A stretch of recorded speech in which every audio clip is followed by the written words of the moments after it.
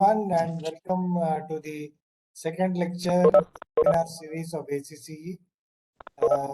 To give you a brief about this, once again to the new participants, I invite Shrikant Chanal, who is the main live wire behind this entire concept of organizing a webinar on professionalism in civil engineering. Over to you, Shrikant. Thank you, sir. Dear friends, good evening to all the participants. I am pleased to welcome you all for today's webinar once again this evening. Hope pandemic is being controlled and efforts of our central government and state governments are yielding results, and hopefully we'll be back to work in the coming weeks. Last week, we had Engineer Sangeeta Vij, who spoke on building bylaws and its related impact on building failures and overview.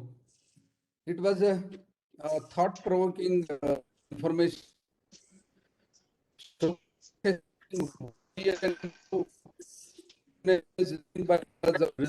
ultimately in the cost of buildings and the service failures. The speaker also enumerated the importance of engineers in construction right from the building license till the and through the maintenance of the buildings.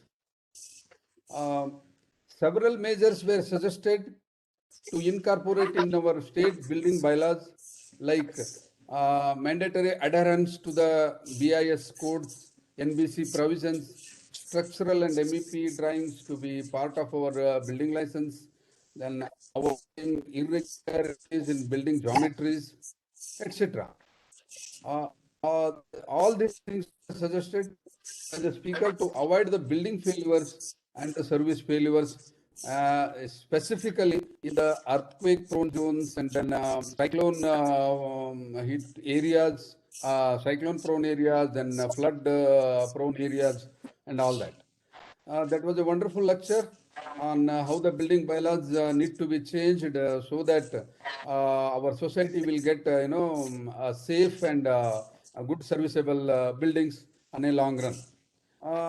Friends, today we have another very controversial and very important topic, that is unprofessionalism in government and private organizations, by our ex-president, Engineer P. Surya Prakash.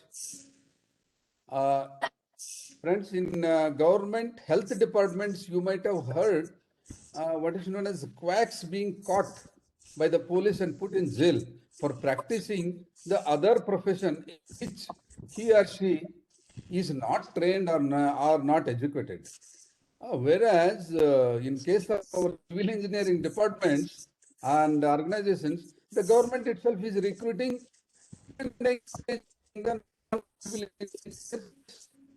mechanical and other electrical engineering, and thereby they are fostering and nurturing this quackery system, or say unprofessionalism in government organizations. Needless to mention, when the government itself is practicing unprofessionalism, the private agencies can also simply follow the same. Many times it is observed that highly technical drawings, which needs scientific calculations like structural drawings, are prepared and educated, or do both the things by non-civil engineers. Friends, Engineer Surya Prakash is a forerunner of our professional cause, and he was instrumental in bringing various civil engineering groups and societies on a single platform last time, about years ago. Hope he will initiate this once again in the coming days before it is too late. Today, we will first listen to his thoughts and then followed by 5 to 10 minutes Ultratech snippets who are keen to take part in our upcoming FM radio program. And then we will have a question and answer. That is all from my side, sir. Back to you, Prakash. Thank you, Shrikant. Yes, we have a very versatile and multifaceted speaker, Surya Prakash. If you were not to be a leading structural consultant, I am sure the Telugu industry would have got a nice hero. Luckily for us, he took structural engineering. More about him, from HR Girish, who's going to give a brief about Surya Prakash. Over to you, Girish. Thank you very much, Dr. Kalgal. In fact, it is a great privilege and honor to introduce an erudite and a dynamic professional like engineer Surya Prakash ji. He has such an awe-inspiring profile, and I am sure by the time I finish mentioning his achievements, his fan following would have increased further. Engineer Surya Prakash is a civil engineer by profession with an MS in structural engineering from the Indian Institute of Technology, Madras. He is a design engineer par excellence and established the now well-known consulting firm at Hyderabad, the Satyavani Projects and Consultants Private Limited. This firm offers end-to-end consulting services in the construction and the infrastructure industry. In addition to excelling in professional consulting and the construction domain, Engineer Surya Prakash's contribution to enhancing the quality of young and budding civil engineering professionals is noteworthy. Engineer Surya Prakash is the founder and mentor of a trust called the Smart Infr-EST, which is dedicated to enhance just not the employability skills of budding engineers and students, but also honing the skills of practicing engineers. He has been accredited and he has accreditations to various prestigious professional organizations. In fact, he has been the president of our association, the Association of Consulting Civil Engineers, for the term 2013 to 15. He is the founding president of the PSI and is also the fellow of reputed institutions such as the Institution of Engineers, the Indian Concrete Institution, and the list goes on. In recognition of his expertise, Engineer Surya Prakash was invited by the government of Andhra Pradesh in 2019 to be on its board of expert committee to review various large and vitally important public projects such as in the domain of irrigation, urban development, and roads and buildings. He is a voracious reader and he has authored quite a few books. The most notable book being the design and implementation of the communication towers, which is reckoned as a best in its class. He is a favorite teacher of budding engineers and professionals. He is an invited training faculty at the RECTI, the ESCI, and the CTI Hyderabad, and his lectures on the subject of computer-aided design of transmission line towers is very popular. He is the chief resource person for the LEAP series of lectures, and he has individually covered over stupendous 56 topics for smart interest. In fact, he has his own YouTube channel, and I urge you all in your free time to please visit and listen to his very erudite lectures on the aspect of technology and civil engineering. The variety in brilliance tree, if I may use the phrase, of Engineer Surya Prakash ji extends much further and continues beyond. He developed the CAB FAD, that is CAB FADD software, which won him the prestigious ACCE CDC Best Software Award in the year 2007. He is well traveled and has traveled across many geographies and countries, organizing as well as attending seminars, conferences, and workshops of international stages.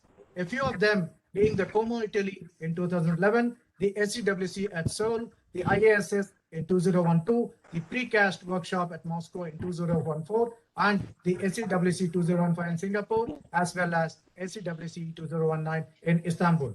He was instrumental in organizing events such as WISE 2004, the PepsCon 2013, not just 1 year, but further beyond in 2014, 15, 17, and 18, as well as the A3C 2010, the MECON 2007, and the EIA 2003.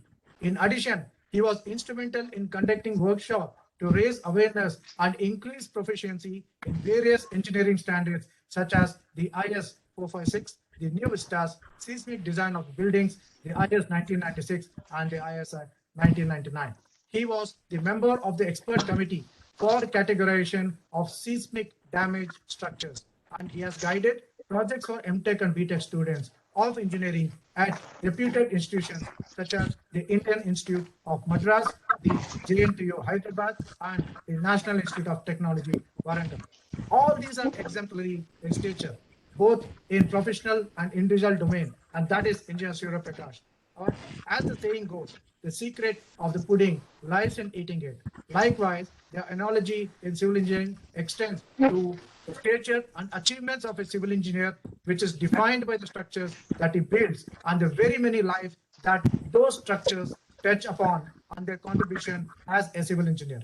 There is absolutely no dearth of such landmark structures designed and constructed by Engineer Surya Prakash, and his creation, both in terms of just not civil engineering, but also architectural design, has been widely appreciated. And the major differentiator has been that his designs are not just aesthetically pleasing, but engineering-wise are much safer and economical, are much efficient, and with a very close focus on resource conservation as well as drastic reduction in the carbon footprint of creating those marvelous structures and citadels.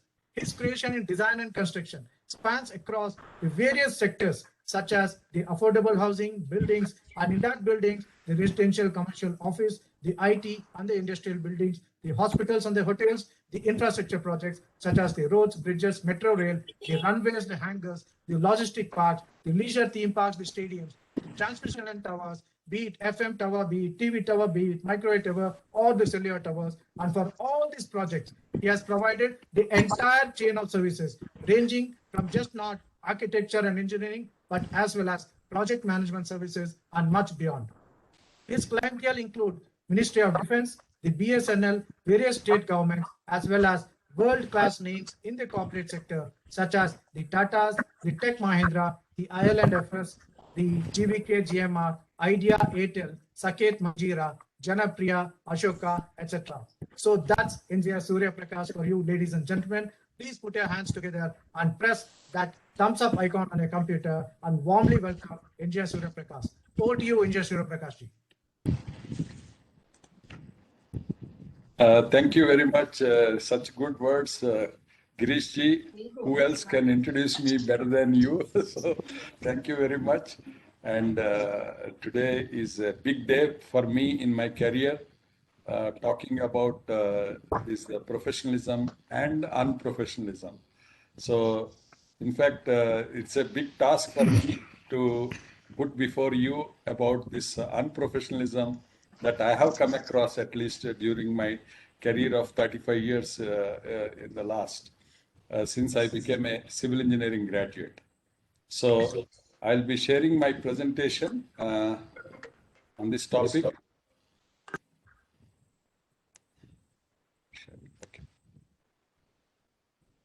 So dear all, please excuse me if I'm hurting anybody or if I'm talking anything wrong, but it's my duty to put facts, bare facts actually, before all of you professionals.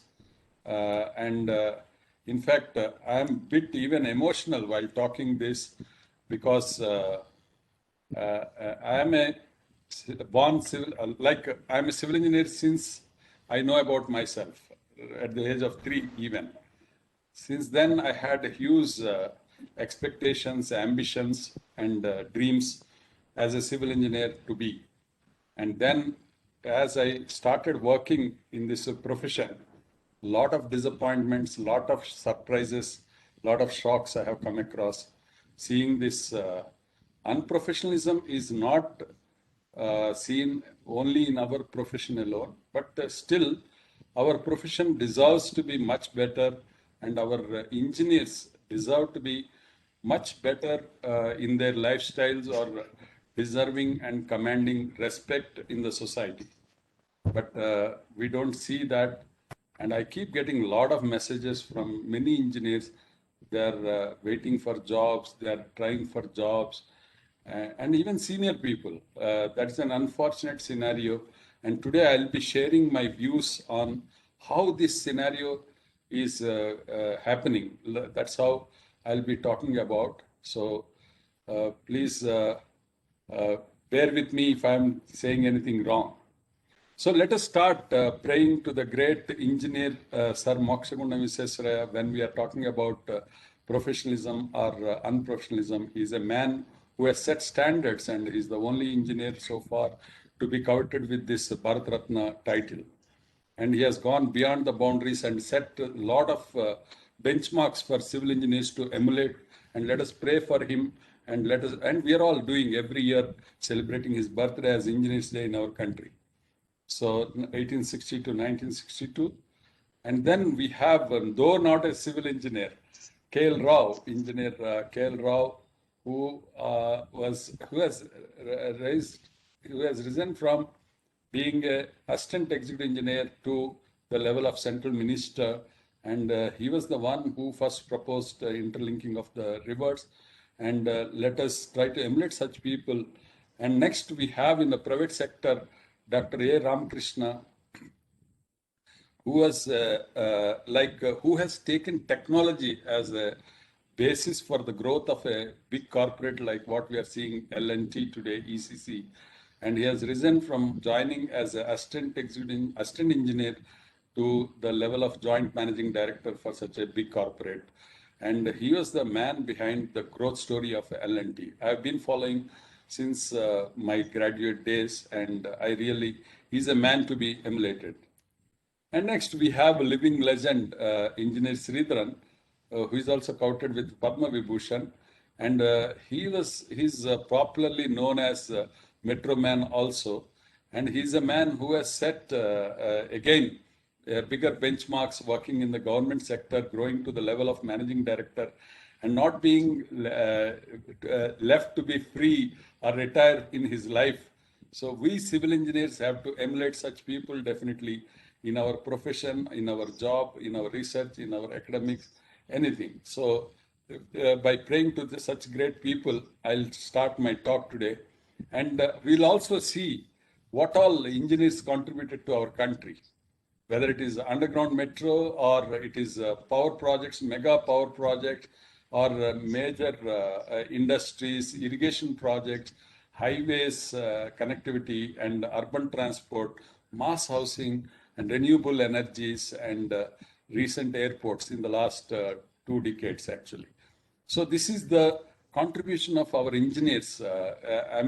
I'm sure without the contribution of all our great engineers, all these things cannot happen, and we are continuing to do much greater things. So being ethical, being professional, people think that people will ignore us. This is for the sake of youngsters particularly. And people think that they will be laughed at. And then slowly they start fighting when you are able to pursue with that.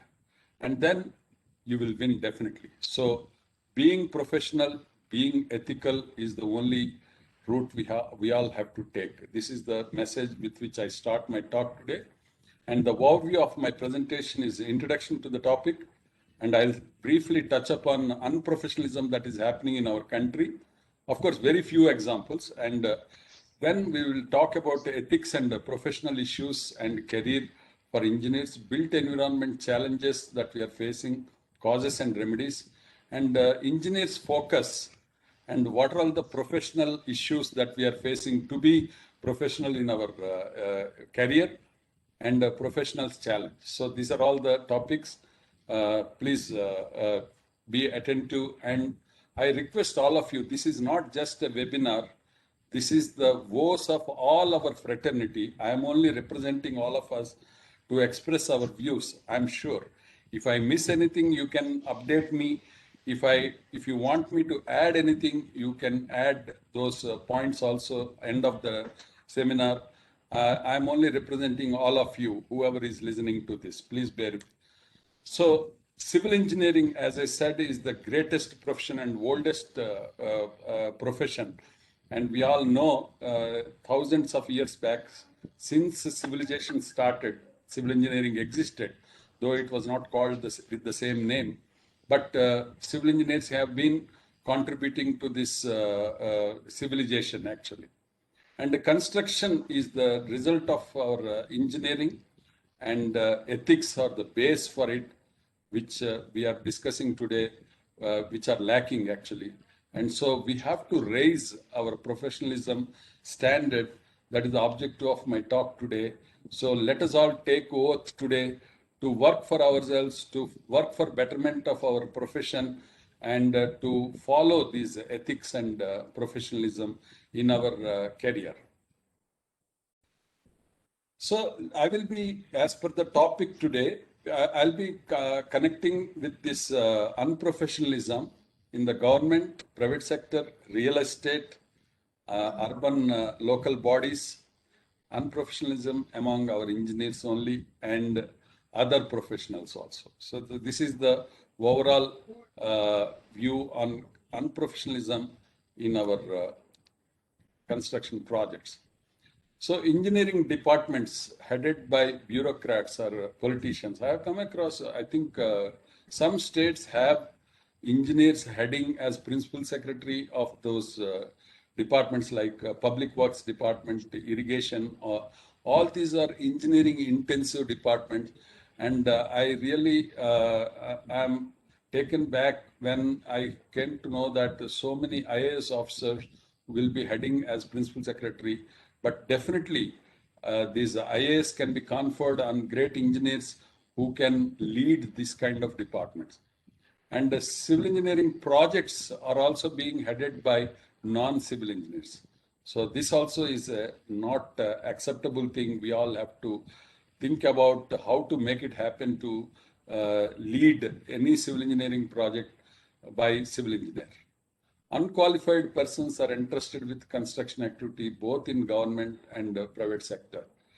And unprofessionalism in taking stability safety certificate from an architect.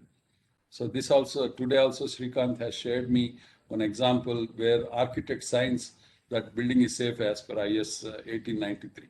I don't even know whether he understands what is seismology actually.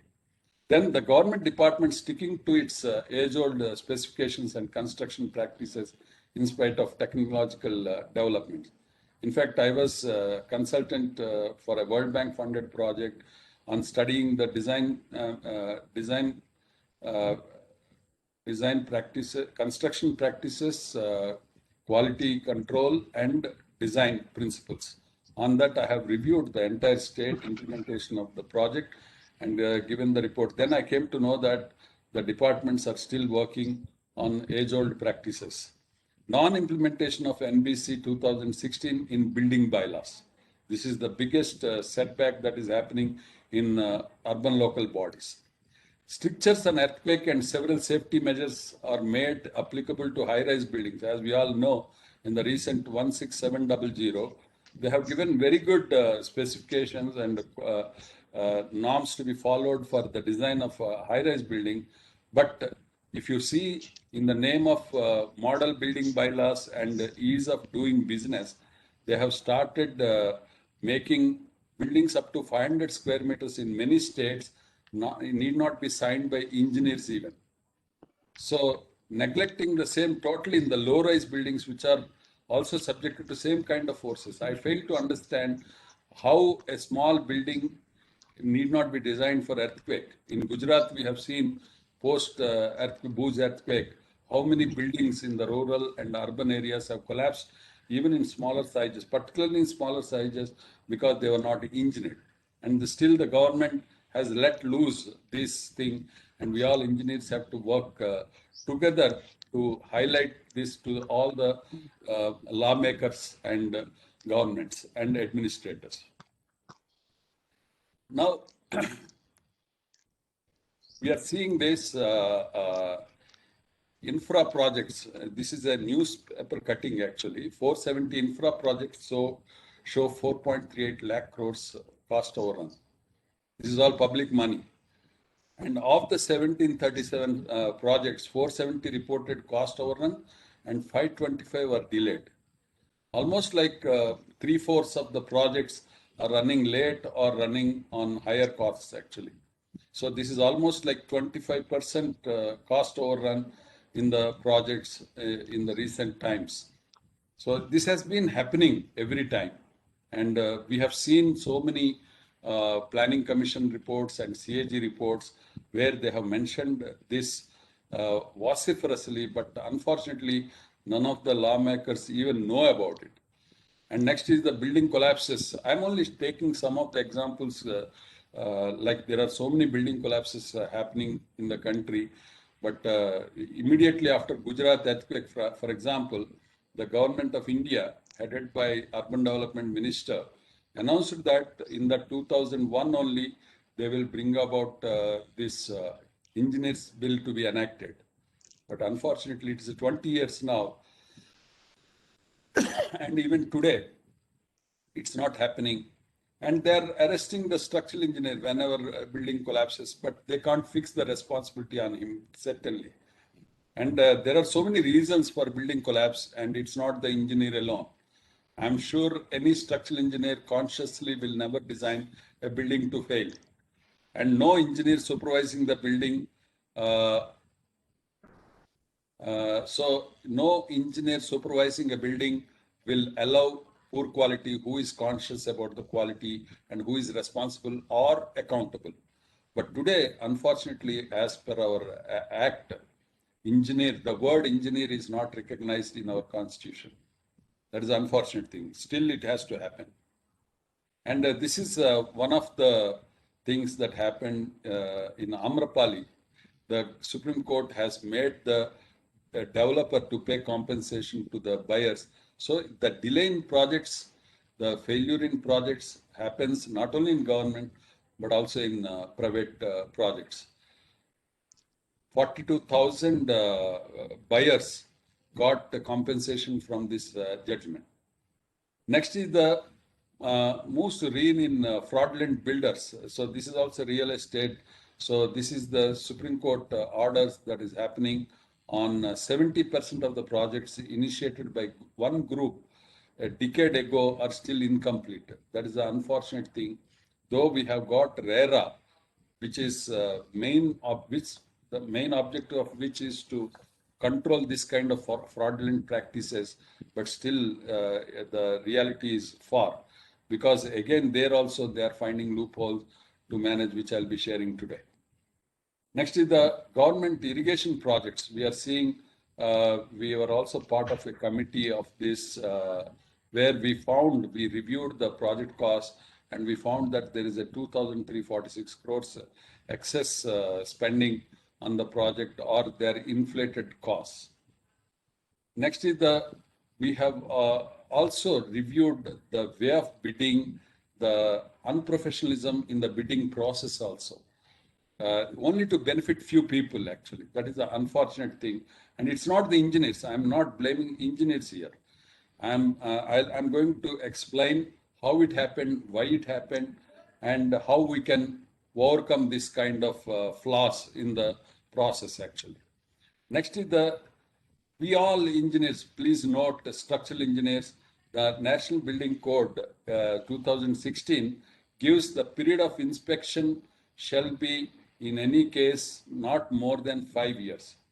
3 to 5 years we have to revisit the buildings. So we should never issue any stability certificate valid for more than 5 years, actually. That means a structural engineer designing a building, because we are seeing how fast these codes are being upgraded, updated, or revised, and how a stability certificate can be valid beyond 5 years.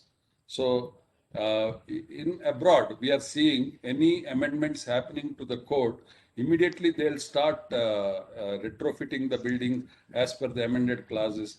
But unfortunately, in our country, most of the buildings don't comply with the current existing codes itself. And we are issuing a general broad certificate giving lifetime guarantee for the structure. And if any such collapses happen, which happened in Bombay, we'll be arrested, unfortunately. So we have to be very careful issuing such certificates. Next is, this is the, people are not leaving even the poor people's housing, actually. EWS, Economic Weaker Sections Housing. This is also our committee. In fact, one of the members also is attending, ISN Rajugaru, who was my colleague in the committee. He put a message also I've seen.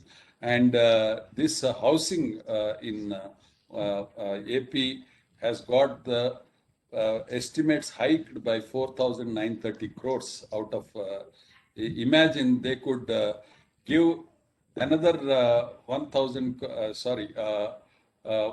lakh houses extra with this money. That is the unfortunate thing that is happening in the poor man's housing also. This kind of estimates hiking is happening. Though engineers are not directly responsible, but engineers are helping these things happening. That's where our unprofessionalism we have to talk about in the government sector. So this is the same news, of course. It is to the tune of 4,930 crores.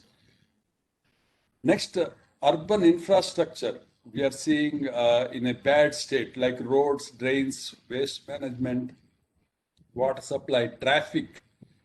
Unfortunately, traffic is managed by traffic police, not engineers. The traffic planning is not done by engineers. I remember about 30 years back, there used to be traffic consultant appointed to give guidelines on the traffic management and all. But today, that's not happening in any city. And that is, I'm sure, is the cause for traffic chaos happening. And built environment, the buildings that are being constructed also not complying with the quality standards or codal provisions. Next biggest thing I have come across recently is rural water supply. It has a very good intention, like 80,000 crores in 5 years planned, but unfortunately, with the objective of reaching out to 35% of population, could only reach to 5% after spending 95% of the funds. This is the sorry state of affairs, which the government is spending, but it's not reaching to the people. So where it is going, that money, when it is not reaching to the people plan. Next is the planning. Now I'm getting into the causes of this happening. As I said, I will explain. Planning, procurement, and implementation shall be the sole responsibility of the engineering departments. This we have found engineering departments are not doing. We, in fact, cross-examined many engineers, and they express their inability because they will be forced to issue expression of interest or NITs without proper process being followed in the procurement or implementation of the project. And now we say that they also should be made accountable, the engineers. And over last 2 decades, the process has been diluted. This is what is my observation. I've been seeing prior to 21st century, actually, there was a little better. Actually, the standards are falling year by year, decade by decade, and we have reached this stage where procurement norms are amended by cabinet decisions. How can actually the present procurement norm is approved by one cabinet only, and they keep amending the norms for every project. Actually, that's what is I value projects. Very surprising things happening very unprofessionally. Next is the many projects NITs are called even without DPR or technical sanctions, and this resulted in litigations and projects become non-starters. So we have seen that delays in projects are occurring because of this kind of thing. EPC procurement method is mostly misused when functional requirement document and project outcomes are not defined properly even. They say EPC, they think that you give a 50,000 crores contract. This is the decision of the government. And there is no time for engineering department to follow the process of preparing DPR or technical sanctions. Imagine how many engineers are losing jobs because of this. Means DPR preparation will require a lot of consultants and engineers working on investigation, design, preparation of DPR, but that's not happening. And they are calling for EPC, and it's all negotiation between the government lawmakers and the contractors. These have resulted in impractical internal benchmarks, ambiguous functional requirements, no standards, technical specifications, mismatch or tailor-made eligibility criteria. So these are all our observations actually in this review that we have done. And NIT is notice inviting tenders. NIT's notice inviting tenders. Next is the unless robust procurement policy with accountable implementing agencies is made without political interference, please underline this. In fact, the professionalism is not being given its due share to happen in any project implementation because of the political interference. And even in the case of real estate, after well thought over policy of RERA intent is right, but when it comes to implementation in the state level, it is not being implemented in its letter and spirit. And we are seeing in some of the states, we get the complaint saying that architect has to sign the RERA completion certificate, whereas work is being done by engineers. So unless a strong professional engineer is made to be accountable, whether it is in the private or in the standard operating process in real estate development, project such as project conceiving, feasibility reports, project specifications and project management, including facility management for 5 years, this RERA intent will not be served. This is our view actually. So we are trying to find all these points to be implemented. The governments have bypassed engineering planning, supervision, and fixing accountability in the name of simplifying the process. This I have seen in some of the projects where they don't employ a consultant to review the quality. I've seen a minister sitting in the project for a breakfast every day and discusses with the contractor, and he's not an engineer even, and then he approves the works. And you can imagine our outcome of such projects. The smaller constructions in rural towns and districts contribute to 70% of construction activity. 70%. And now the current new modern building bylaws and online applications, electronic processing of the approvals, they don't even insist on a signature of an engineer, or there is no accountability of an engineer. So safety, quality, and effective use of construction material resources will be in question in such projects. Next is the hundreds of litigations we have seen in the last 5 decades between the Council of Architects and other professionals, until recent Supreme Court judgment on 17th March in 2020, where it clarified that intent of Architects Act is only to protect the title of the architect actually, nothing else. And they have clearly said there is nothing wrong, but still the Council of Architects is planning to amend their act and get more powers on the entire construction paradigm. So whereas 90% of the project planning and implementation involves engineering disciplines, as you all know, nowadays we have done the enumeration of all the 70 and odd disciplines in a construction project and found that 90% involves engineers actually, and 70% of it civil engineering in any of the built environment projects. Particularly in infra, it is 100%. But unfortunately, we see NITs nowadays, for a highway project, they invite architects. It is the problem with our engineers only working in the government departments, that is unprofessionalism. Next is this is again, I'm repeating, infrastructure projects show cost overruns and 450 reported. And total original cost, this is a repetition, I think.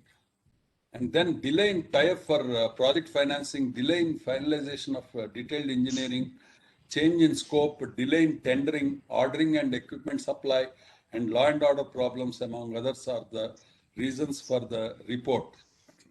923 projects, neither the year of commissioning nor the tentative gestation period has been reported. This is a CAG report. And next is the bank guarantee and financial closures are becoming problem in case of a hybrid annuity model projects, AM projects, for building national highways. So this is also an implementation issue. Though the works are happening, engineers are working, the projects are going into the delayed mode. And this is another good statement by Honorable Minister Nitin Gadkari. I always distrust people who don't take decision on time. This came in the newspaper. Any engineer delaying a decision means he is unprofessional actually. There should be a timeline. That means he is dilly-dallying for the sake of something else other than his professional duty. So this is a real good statement we have to follow. Next is the lack of planning, delay in land acquisition, delay in completing projects, besides changes in specifications and scope of work, pushed up cost of projects by 52,116 crores as on September 2012 on irrigation projects in the combined state of Andhra Pradesh at that time.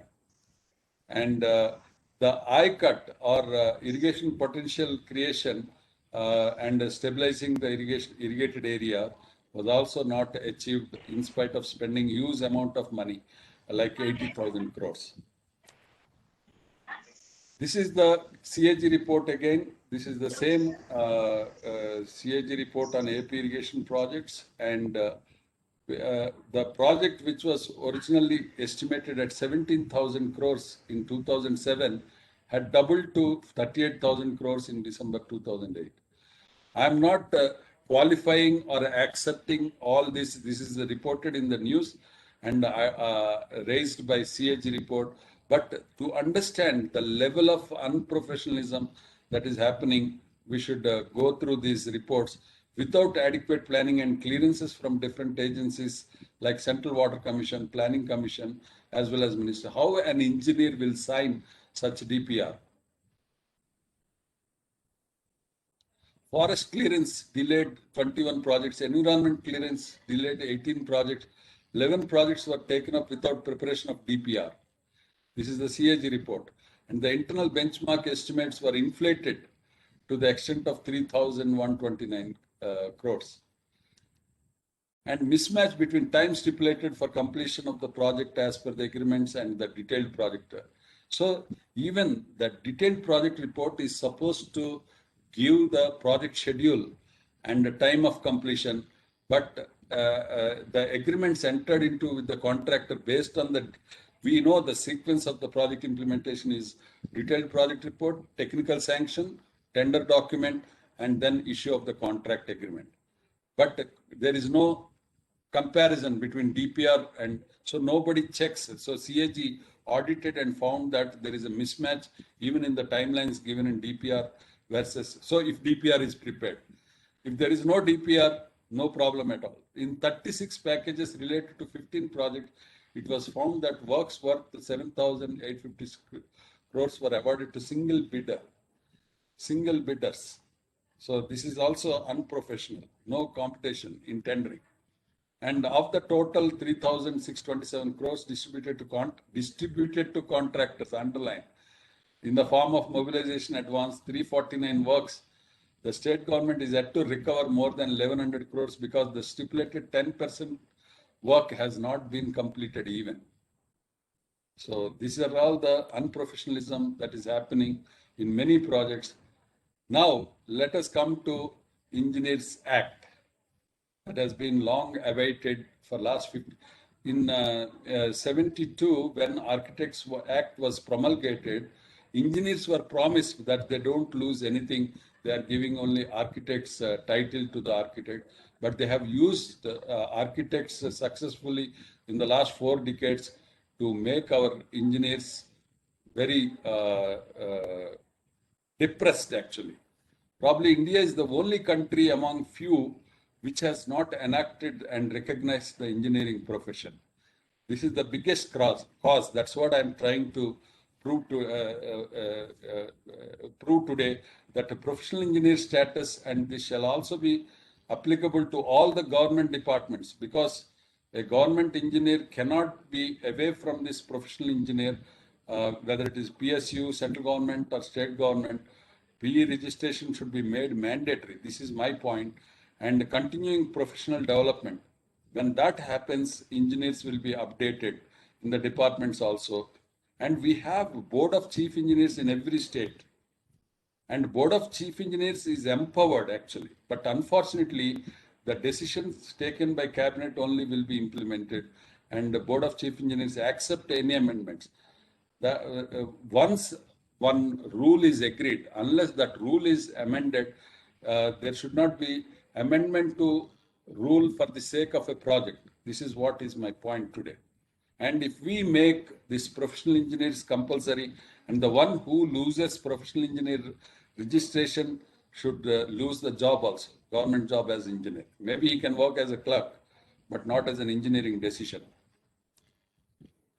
So Engineers Act draft was prepared in 2019, and it was to be done in 2020, but unfortunately they have given a reason of education policy being changed. So they kept in cold storage. So our point, all engineers, we have been working together, all association, to keep Architects Act in status quo. No amendment should be made to Architects Act in the light of Supreme Court judgment. And then next to uniform building bylaws, to have building inspectorate in every state, making engineers accountable for safety and economy. That will become the professional. Then all government projects implementation shall be through departments and Board of Chief Engineers at the state and central government, PSUs and government undertaking. Next is continuing professional development to be made compulsory for all engineers. Skill development and CPD for engineers to be brought under CSR, corporate social responsibility, because it involves huge cost in CPD. Because I have been working for our Association of Consulting Civil Engineers in the last 3 decades, we really find it tough to organize these skill development programs and CPDs. So CSR, if they allow CSR to make it, because it is in the interest of the nation for a better built environment, which they should bring in this skill development under CSR and CPD also for engineers particularly. RERA to have engineers or professional engineers accountable for all the compliances.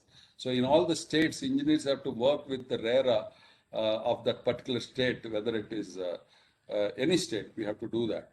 And NIT is calling for consultants and not just architects. This is a big problem. Every month we keep facing problem. We have to educate our own engineers to call consultants only, not architects. Architects, in the name of that Architect Act, they try to grab the works.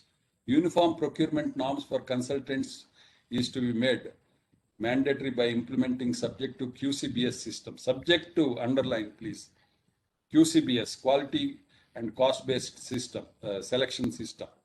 And subject to means we saw many NITs off late in the last decade almost that please don't put any annotation requests, VB Singh ji. Yeah. So subject to means they say 35% for presentation. So that is to keep in the hands of the department. They give highest marks. We have seen that also in one of the projects. They have somehow managed the points and awarded a contract worth contract fee, consultant's fee of 120 crores to a consultant against lowest bid of 20 crores just by giving 1 mark more to that guy. They have misused even QCBS. That's why I want this subject to QCBS system. It should not be objective based on presentation. It should not be in the hands of anybody to favor one consultant. All educational institutions to engage adjunct faculty. This is, I'm coming to the education also, so that the industry institution interaction will happen better. And presently we all know AICT reports saying 80% engineers are not employable. If they are not employable, they are not practicing professionally also. Any project implementation involving construction or materials value more than 10 lakh to be planned, supervised, monitored and certified by professional engineers. So these are all the recommendations through my presentation. In fact, I have been circulating this in all our engineering groups, and again I am repeating at the cost of repetition, because we all have to work for achieving these objectives. All are born to perform duty to the mankind, and we engineers will create these basic facilities for the civilization, such as housing, water, irrigation, industry, power, transport, environment, urbanization, communication, and many more. And engineering is a dream for all of us. We have become engineers, And engineering demands originality, intelligence, innovation, focus, and passion. And we all have it. And civil engineers work for civilians' needs. But today, for this most important and deserving people who are dedicated to work are the following challenges: misrepresentation, misinterpretation, and misuse of Architects Act. Result is hundreds of litigations by COA in the last 5 decades. Today, Supreme Court closed the curtains by clarifying the Act intent and confirmed the exploitation. But humongous damage is done in the last 49 years by demotivating civil engineers. Now is the time to join together to grab our right by standing united, to earn our rightful dignity, respect by demanding our share of 90% of service cost. Please underline, 90% of service cost is belonging to engineering fraternity, whereas today, most of the engineers get only 10% of the fee in the construction projects. Engineers or engineering profession are not defined or recognized by our Indian Constitution even after 74 years of independence. We have to highlight to lawmakers about importance of enactment of engineers bill. And this is in the interest of society at large and built environment in particular. And every micro, small and medium construction needs to be planned and supervised by engineers in the interest of safety and conservation of natural resources. Bylaw not insisting on engineering process shall be questioned and amended in the interest of public safety and protecting depleting natural resources. So every urban local body, district, directorate of town and country planning should be made aware of by vociferous representation by engineers. Every constructed facility needs to be as per standards and planned as per National Building Code. Engineers only have to lead the project. This is our main point. And so engineers to unite academicians and researchers to educate and create great engineers and engineering for future generation. All engineering department engineers at state and central government to take engineers and engineering to the pinnacle actually. So we have to work as engineers and not as the licensing people. That's what is happening in most of the departments. All engineers practicing engineering and working for engineering to command that respect and deserving social status. This is not happening because of the unprofessionalism that is happening. By doing unprofessionalism, any engineer, please remember, if you are unprofessional in your work, whether in government or in private, you are denying opportunity to 10 of our fellow engineers. 10. One act of unprofessionalism will deny 10 jobs to our fellow engineers. Engineers and lawmakers to help achieve these objectives. We have to motivate them.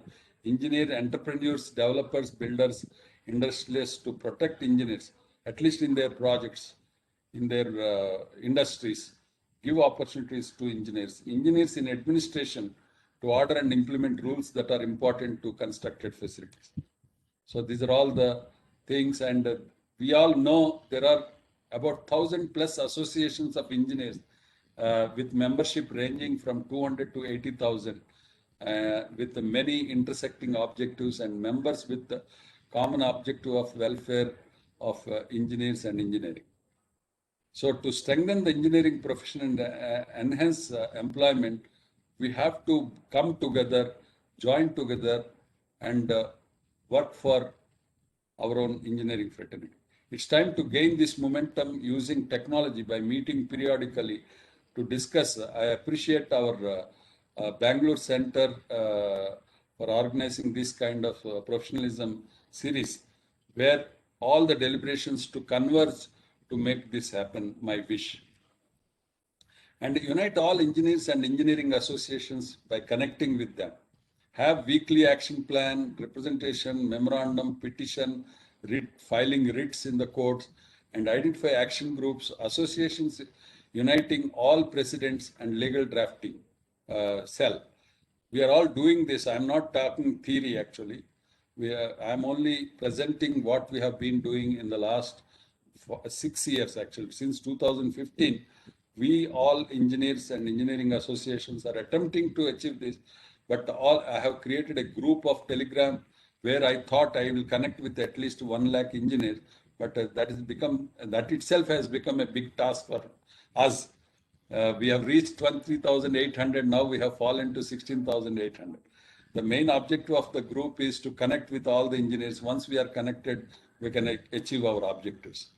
So public relations, fundraising, lobby with lawmakers and government employed engineers protection. This is another big thing.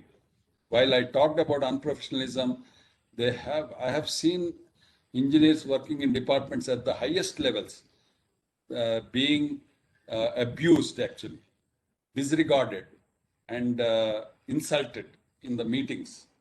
I have seen myself, I felt so bad seeing our own engineers being ill-treated in the meetings by other, whether it is bureaucrats or politicians.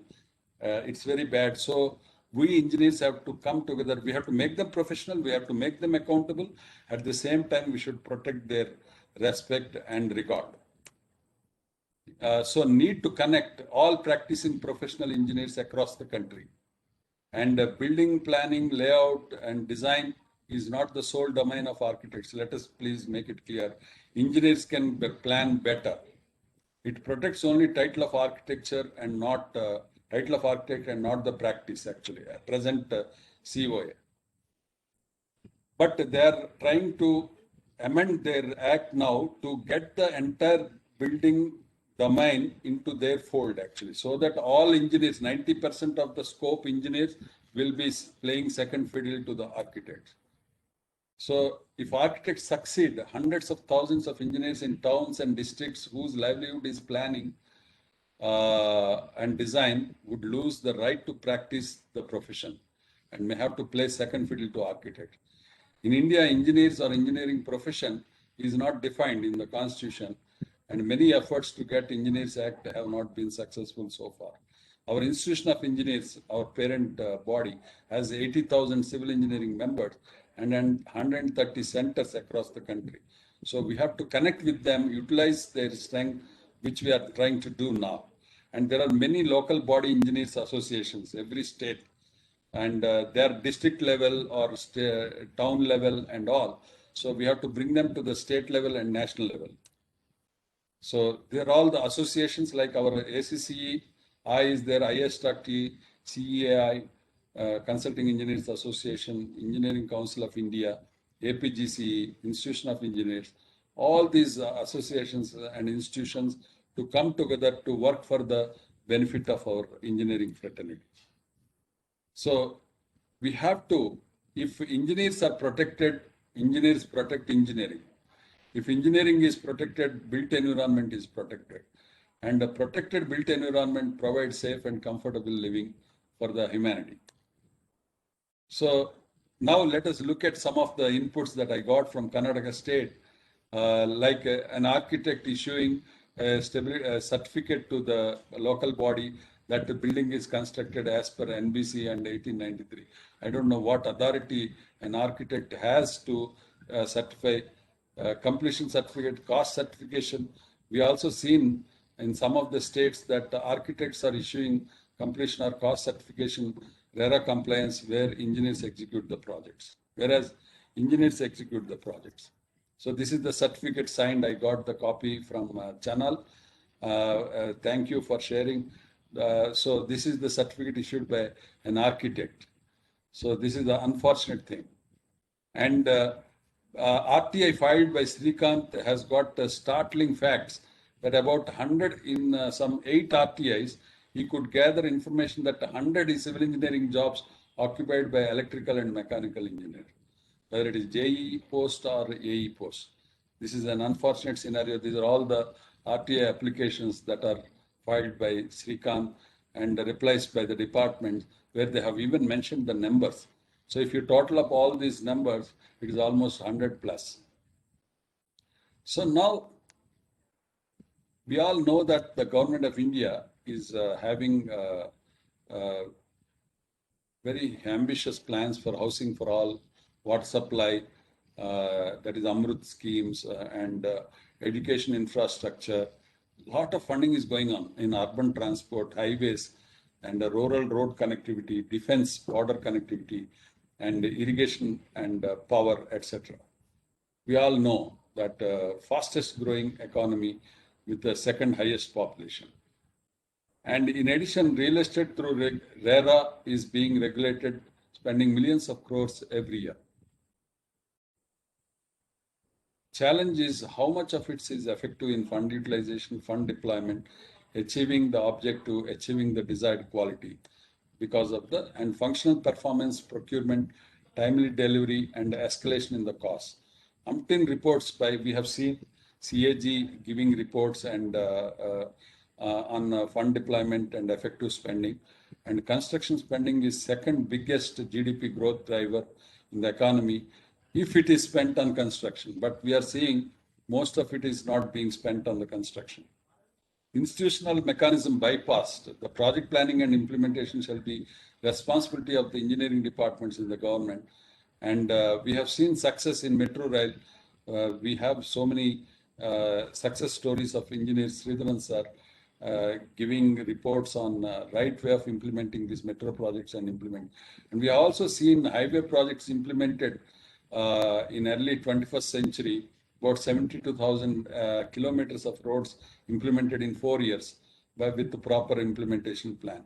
So, but as the time is passing, we are seeing housing projects for the poor being implemented in the last 3 decades are still living in pathetic conditions. So now let us come to the basics of the ethics. We have seen so many corporates collapsing, so many even Detroit kind of counties becoming bankrupt actually. Others seriously damaged corporates are AIG, Fannie Mae and Freddie Mac, and executives with massive ambition and intelligence without moral compass in today's ultra-competitive, high-tech, interdependent business world. So in career, we see these positions: assistant executive engineer, graduate engineer trainees, assistant design engineers in the private sector.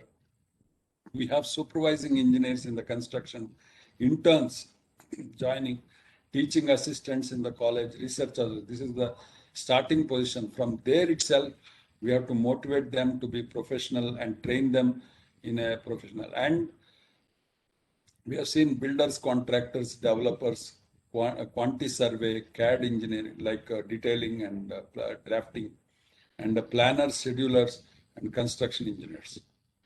So we must focus on project cost, quality, timely delivery, assurance, investigation, topographic survey, and all that, technology, implementation, and latest building information modeling, virtual reality, augmented reality.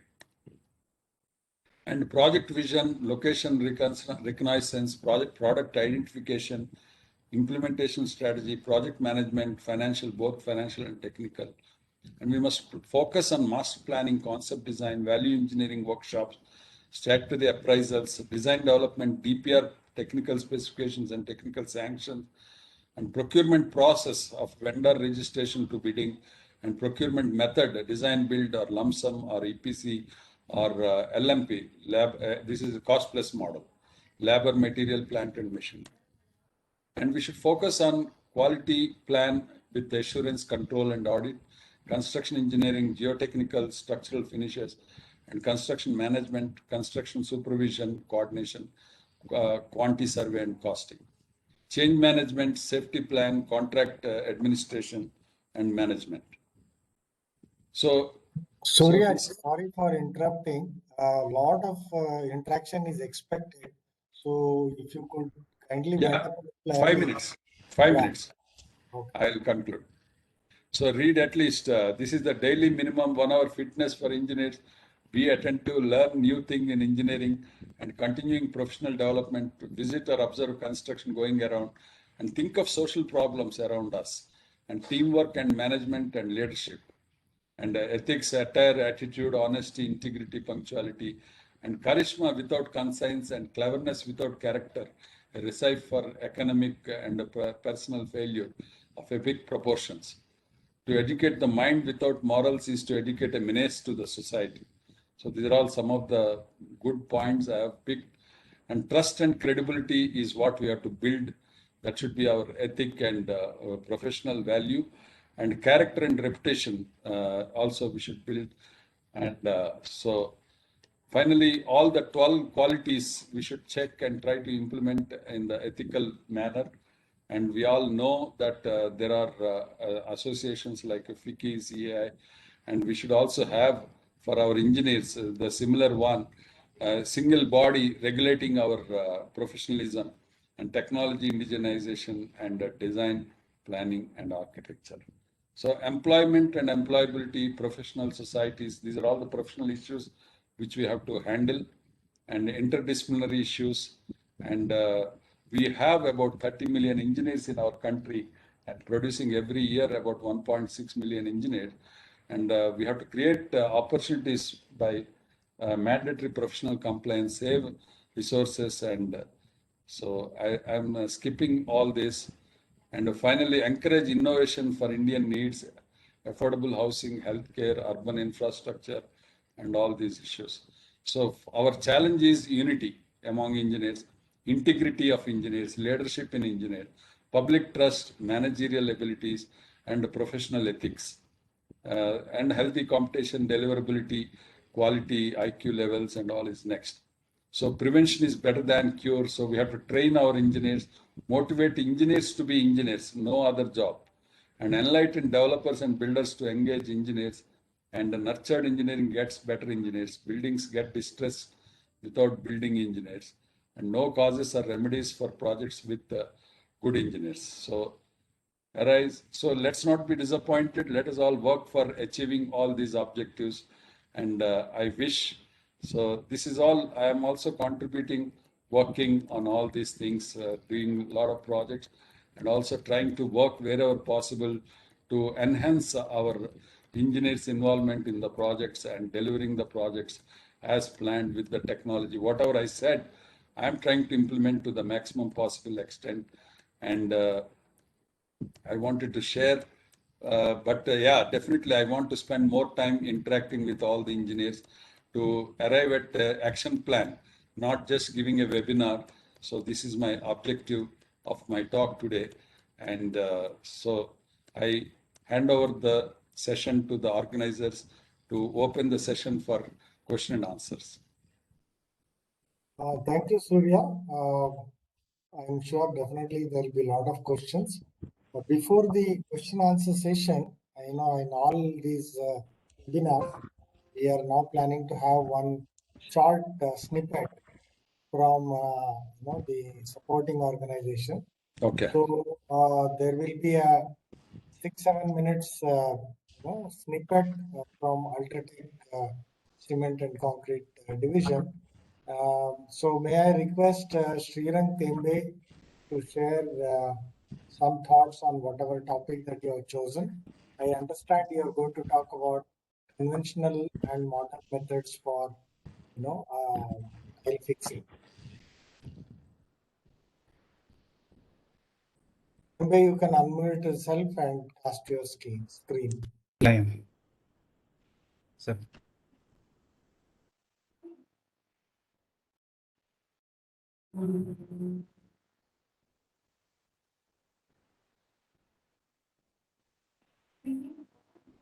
Those who want to ask questions, kindly put it in the chat box. We will try to take one after the other.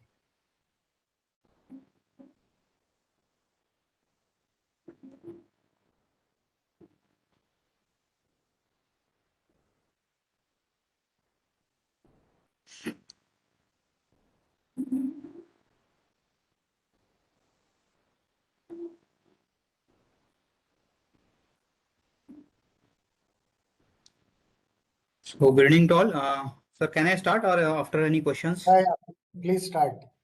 Yeah. Good evening to all the eminent engineers present over here. I thank you for giving me the opportunity to give a small presentation on the tile adhesives which are there in the market. And before just moving into the further discussion of actual new generation tile adhesives, I just want to show a few clips on the conventional system of tile application which is normally followed on site.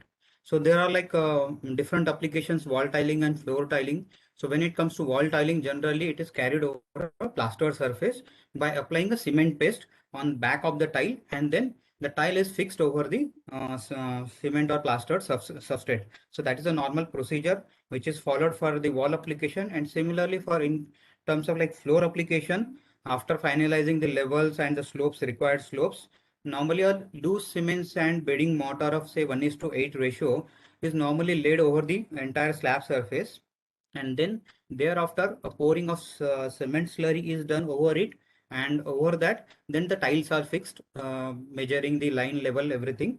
So this is a normal procedure which is followed for wall and tiling application in through conventional system on site. Okay, but there are certain drawbacks also in those systems. So just wanted to highlight on that part also, which we normally face. So that is, it needs large space, like during application it needs large space for storing cement and sand, needs more manpower for mixing all these raw materials, and also the inconsistency of raw material. Like cement can be of a particular brand, but other ingredients like sand and other aggregates, the quality of those will be not consistent. So that is it. And mess up at site, like lots of mess up and wastage at site, that is also we see during the application part. Also, after application we come across few other like results also, that is like hollowness, debonding of tiles from the substrate, and that is basically because of like non-uniform spreading, inadequate adhesion, higher thickness, and only cement paste or mortar used for fixing all type of tiles, like whatever, like ceramic, vitrified, or even the granite also, same kind of a procedure is followed. So that also leads to debonding and hollowness issues. Also in case of flooring, the water logging and bulging and non-uniform levels in the applied loose cement and bedding mortar, that also leads to lot of water logging, and eventually the warping of tile happens because of the swelling or bulging of the loose cement and mortar. So eventually it also gives away like after certain period of time, and also followed by the cracks in tiles due to high heat of hydration or shrinkage in the applied cement or mortar paste. As we can see here, lot of air pockets or gaps are created in around the corners. This is because the paste which is applied, after that tapping is done with the tile with a rubber mallet, but this cement paste will not spread completely or uniformly, leaving around the air voids, which will allow the water ingress also. And these are the like issues which normally we face after the application by using a conventional system.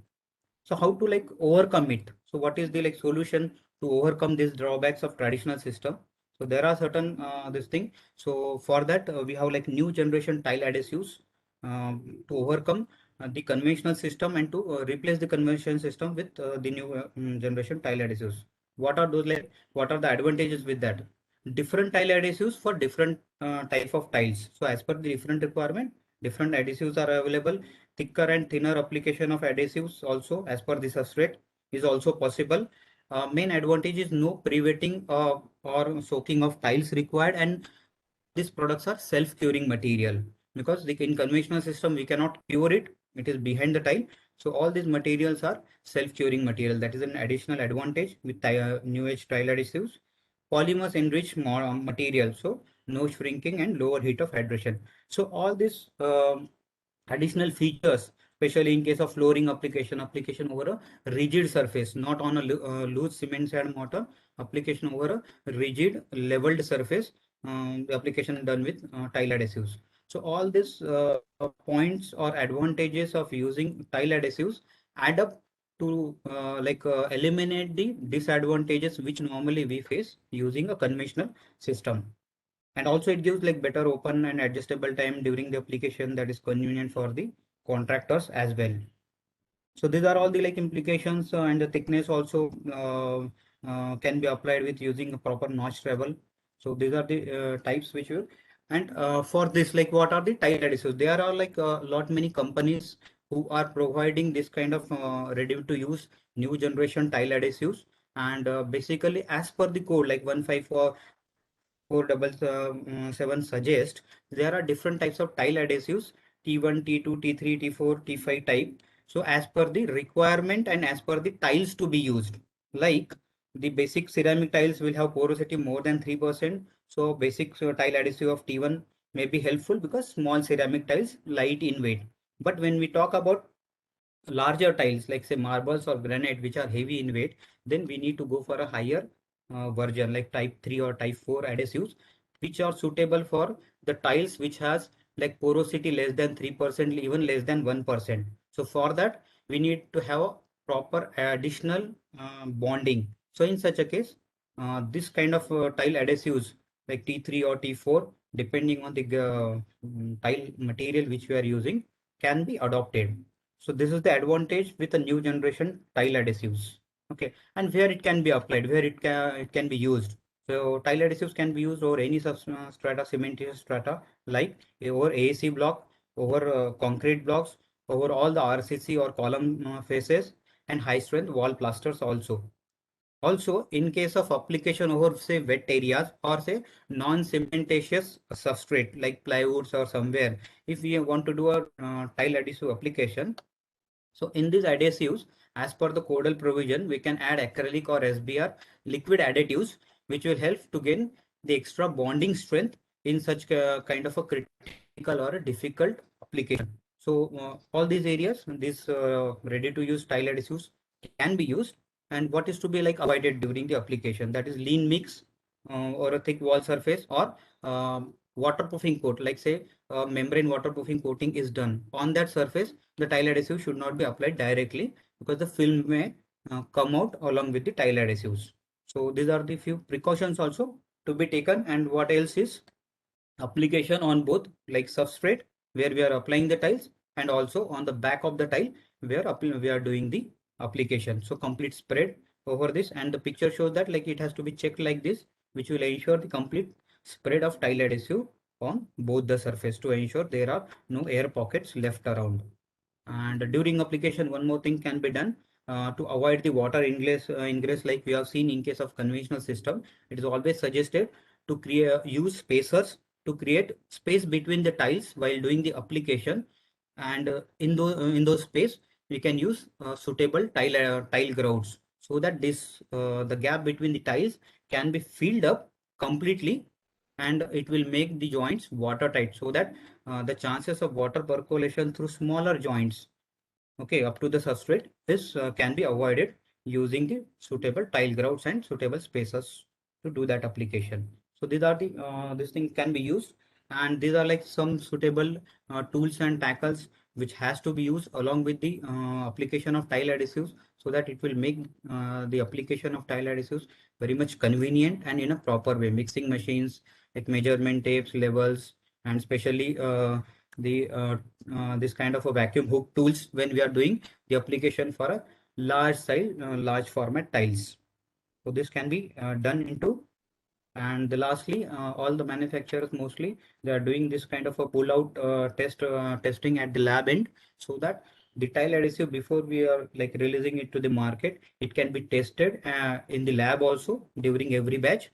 And because in case of tile adhesives, main criteria is like the addition bond strength. So this can be looked into. So this is like a general phenomenon where we can switch from the conventional system to a new generation tile adhesives, which will help out to like reduce or to eliminate all the issues related to tiling application. So this is all about the tile applications. And for this, as an Ultratech, we like offer this auxiliary complete system of a variety of tile adhesives, rise from ceramic tiles, vitrified tiles, up to granites, stones, and also the white color whitey tile adhesive for white color marbles. So all these are there available, and also the lastly the floor crit or the base crit for making underlayment, rigid underlayment to replace the loose cement sand bedding mortar. So this rigid underlayment will help to get a proper tile adhesive application over the substrate. So this is all from my end regarding the tile adhesives and a new system of tile adhesives that can be implemented to like avoid all the defects and all the issues related to the tile applications on site. Thank you. Thank you, Sriram. That was a good information. Now we move on to the regular question answer format. So Surya, I'm sure you are ready, little refreshed after getting a 10-minute break. Yes, sir. First preference will be for those who want to ask, and those who want to ask probably can raise their hand, and then we can, unmute them and start. Srirang, you can stop sharing.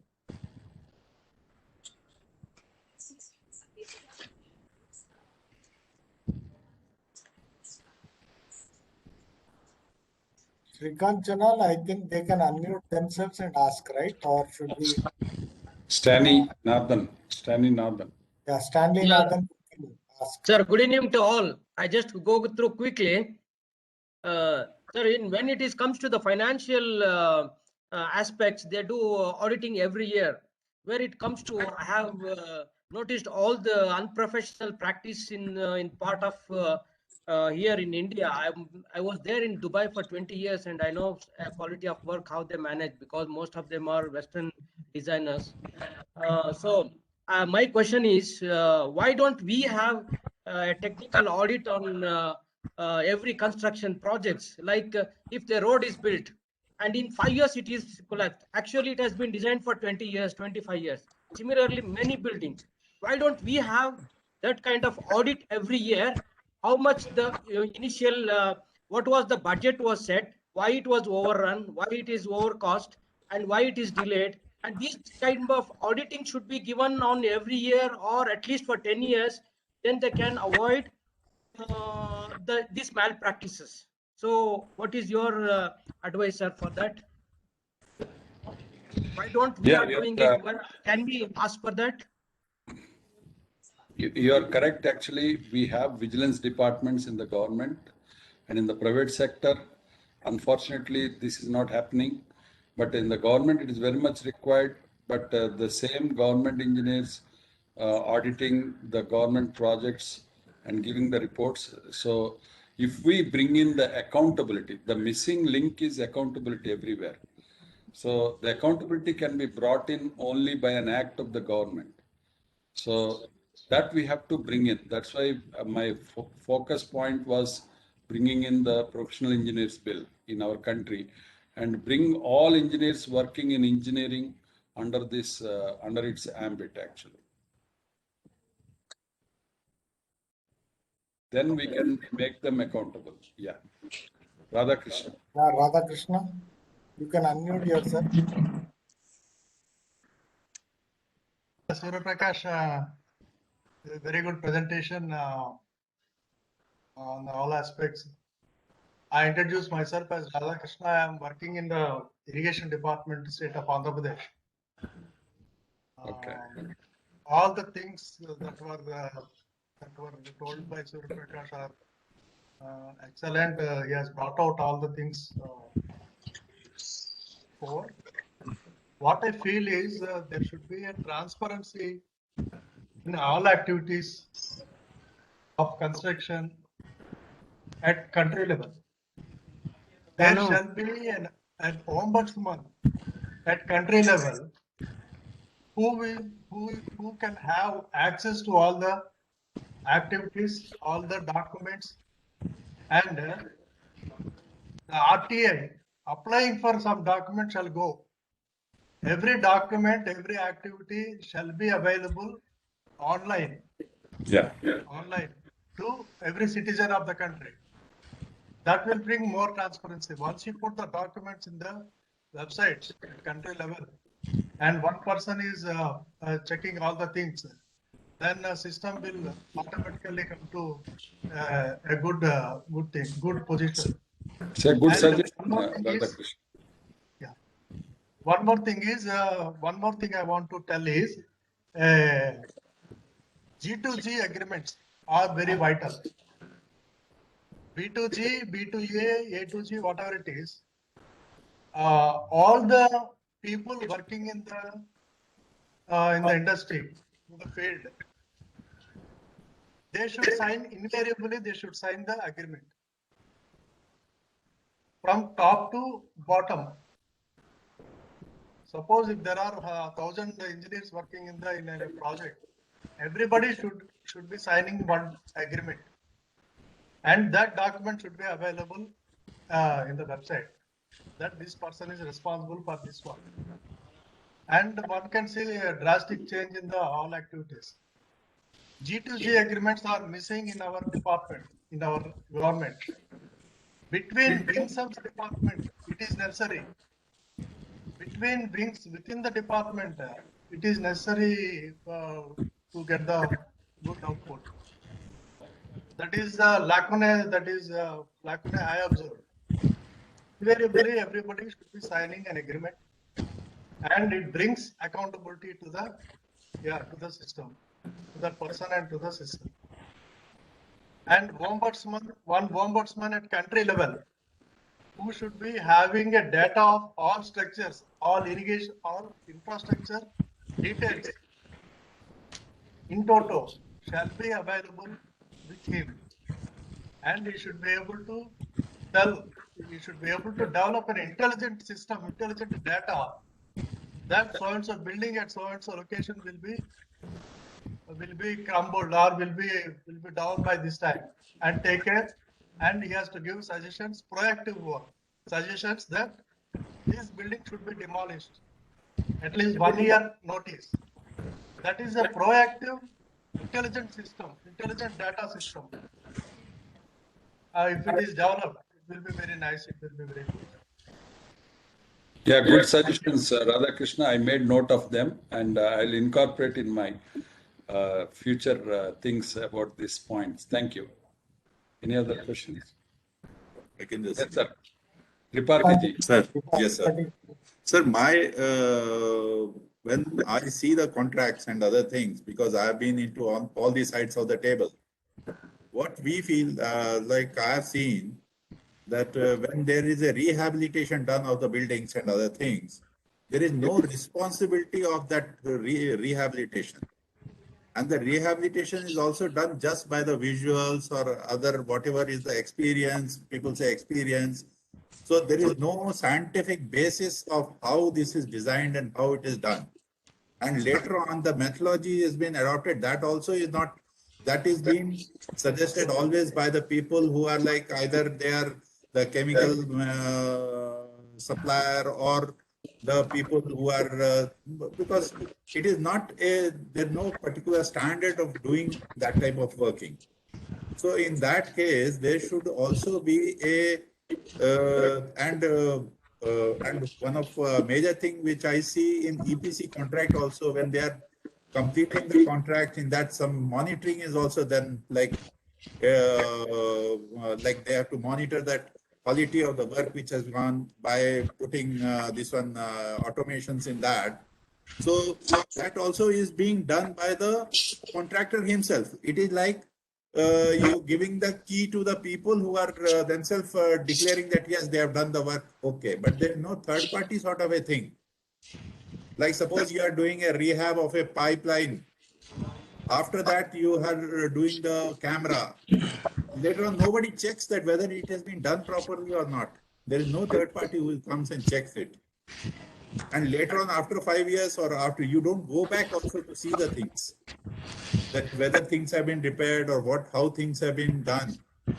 So there has to be a structured, and the decision of doing the repairs or this one should be it should have a scientific database to that, and scientific database will come through proper monitoring. So at present, the monitoring of the structures are not being given due importance. So what I feel that structural health monitoring, that is SHM, should also be made mandatory to be taught as a subject also in the colleges, and people should adopt it. So that is one of the things which I just wanted to say. In high capital projects, in which the monitoring should be mandatory, being done by the third party, and time to time it should be checked, and the report should be there, so that what do you call it should not be a mere formality of putting up the papers and keeping the things, because it's a public money. So it should be known to everyone that yes, this structure is been performing as per the what the designer has thought it should perform. So that should be there. Thank you, Patiji. I made note of it, and we will incorporate that in our conclusion points. Any other points, sir? Ajit, I want to compliment Mr. Surya Prakash for bringing all these points. And more important is that he has brought all the points from his personal experience, what he has given. One thing what I have observed is that the main cause is that we are not, and most of the government departments, the specifications are obsolete. They are not keeping pace with what is happening and what are the future, what are the specifications, how they are evolving, whether the material or constructions. And secondly, the lack of training. Once a government engineer young joins either a private firm or a government department, there is no platform that every 2-3 years his knowledge is updated on what is the developments. Many of the engineers are not aware of the main contents of the major IS codes, which are related to either 456 or IS 800 or 1786 or 1199, 516, even the contents of that, like the NBC he mentioned. Now, BIS has organized 2 days training program on the NBC, and they are conducting. And the government departments, private departments, they can call the BIS and have this training program for all their engineers on NBC. Possess a copy, even give a copy to the engineers. Each one should have a copy of the NBC. But that is not happening. I think that is very important. And second point I would like to say that the government or the engineers, they should develop a system where the people can be cross deputed. Say from the government department, they are deputed to L&T or major construction companies for few months to see the system, to see how the management is done, to see the construction sites. So that will give a great exposure to the engineers working in the cross streams. So these 2 points I wanted to say. Thank you, sir. I have made note of it. Okay. Ajit Yeah, Kumar, sir. Thank you, sir. Thank you very much for giving an excellent presentation, enlightening us with a lot of aspects work happening there. I have one basic question. As you mentioned in your presentation, a lot of damage is already made to image of the engineers. How you are trying to address, improve the image in the society? So one question. And second, a lot of our engineers are unaware of a very important guideline which has come out in 2016. And that association, what is the action plan to refer to all the engineers to educate about the NBC 2016? Yeah, thank you, Ajit Kumar. Actually, I have mentioned in my ethical principles and how an engineer, every engineer has to take an oath to be professional and be a right engineer and update our professional knowledge from time to time. And NBC, as regards to NBC 2016, I'm sure our association has organized many workshops along with the Bureau of Indian Standards, actually, Sanjay Pant, actually. He himself has organized many online sessions, and probably some of the video sessions might be available, and people can get updated on that. Any other questions, sir? I will take a couple of them on the chat box, Surya, then we'll again come back. Yeah. Rish is asking whether adjunct faculty and industry connect initiatives can be the solution for addressing the non-employable syndrome. In fact, this at least we have been popularizing this. I myself am an adjunct faculty in 2 engineering colleges for last 5 years. I spend 2 hours a week going to the college teaching to the student. And now with this online classes, it is much easier for professionals to be adjunct faculty. And it helps a lot for the students to get motivated. Okay. The next one is some kind of a suggestion from Jain Saab as well as Dr. Ramchandra, saying that engineers many a times are dictated by bureaucracy and politicians, and they are compelled to comply. And this is what Ramchandra also says, that most points of unprofessional actions relate to political bureaucratic system and corruption. In many cases, engineers are also accused as a part of this. Yeah, that's right. So, That's I mean, right. In fact, we have threatened when we were in a committee, the engineers on the action, because they need not accept any compulsion. We told the engineers, if they are sacked, let them be sacked instead of doing unprofessional act.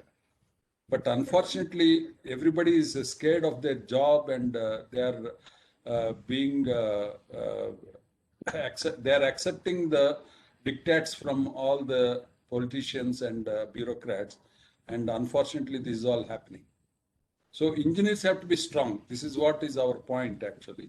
If we engineers are strong, you don't sign it. Let somebody else sign it. So how many engineers they can change if no engineer accepts such unprofessional thing?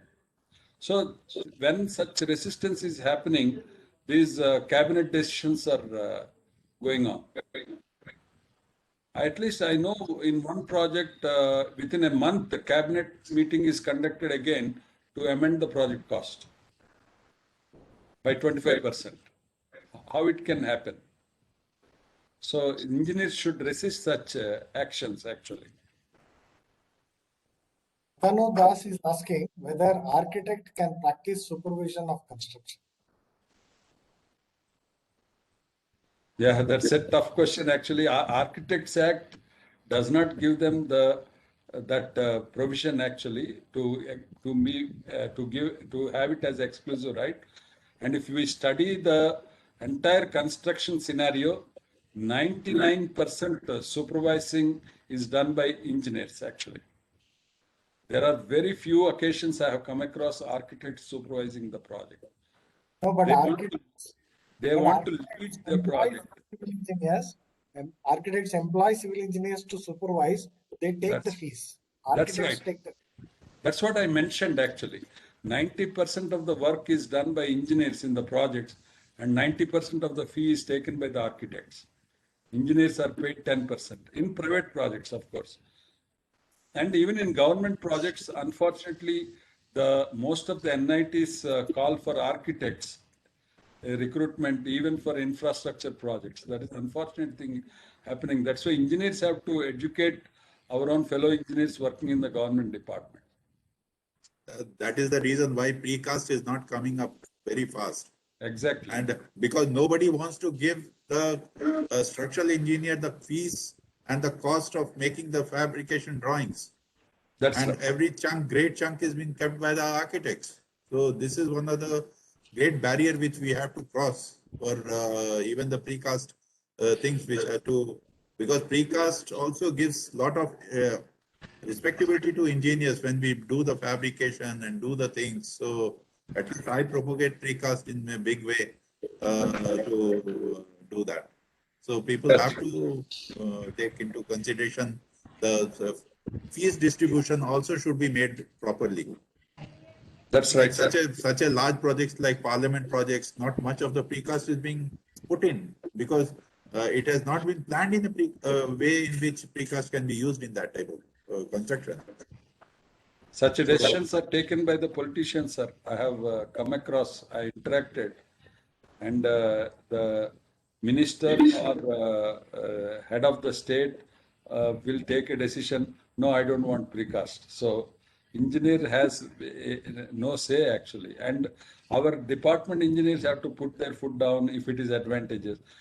I have come across, sir, even in private sector, engineers are not happy implementing fixed cost, fixed time technologies because they don't get benefits out of it. That is another part of unprofessionalism.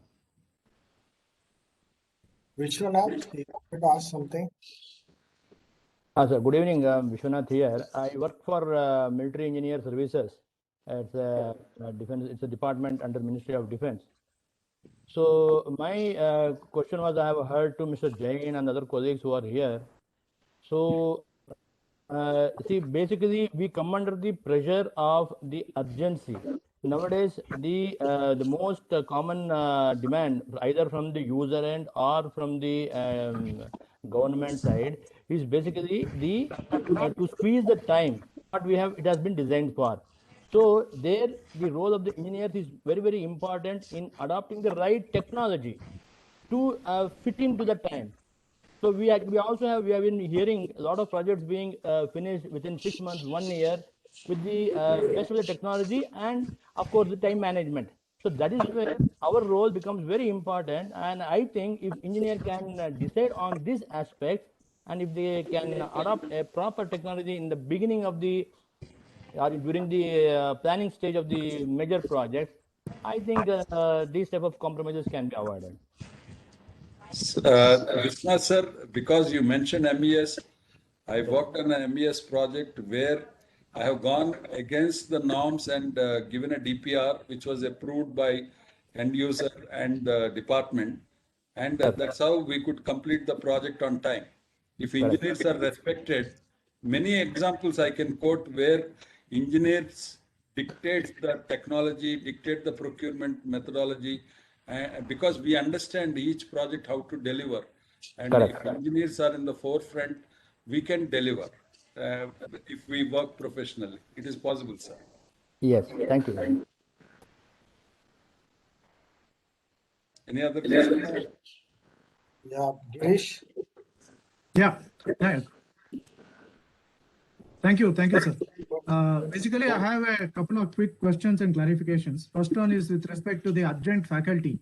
There is a sort of a disconnect in the existing academic line that people who are not MTechs cannot be employed as adjunct faculty, point one. But there is also a provision wherein professionals are working in the field, in the industry with a 10 years experience, they are considered on par with MTechs. A BE with a 10-year experience is considered on par with MTech to be a part of the adjunct faculty. There is a confusion. So I request clarification on that, first point. Second point is that I think there is a rampant, I would like to say, shortcoming of understanding with respect to legal nuances. What I would like to say as legal illiteracy.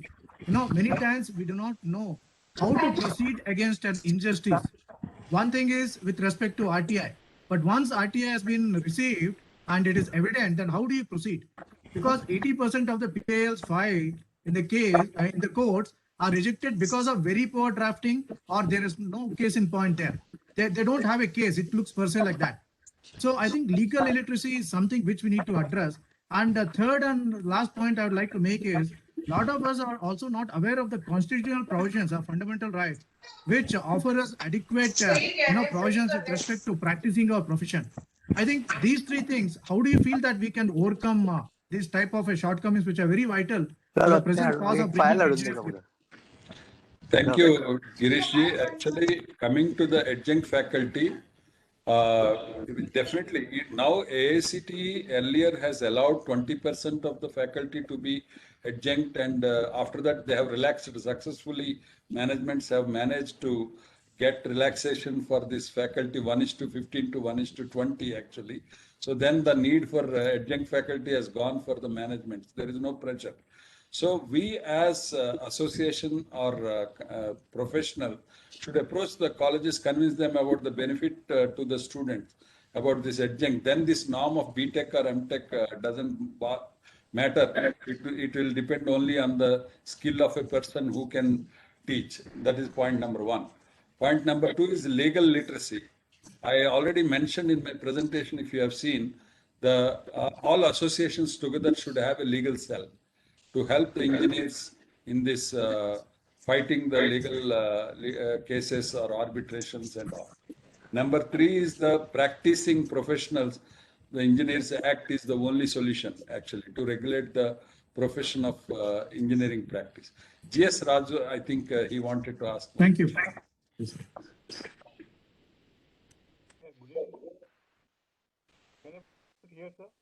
Audio feeble, sir. Louder. Be louder, sir. Just I wanted to ask about the professional engineering bill, sir. Engineers bill. Yeah. So why, so far it is not successful? and how we can succeed, sir?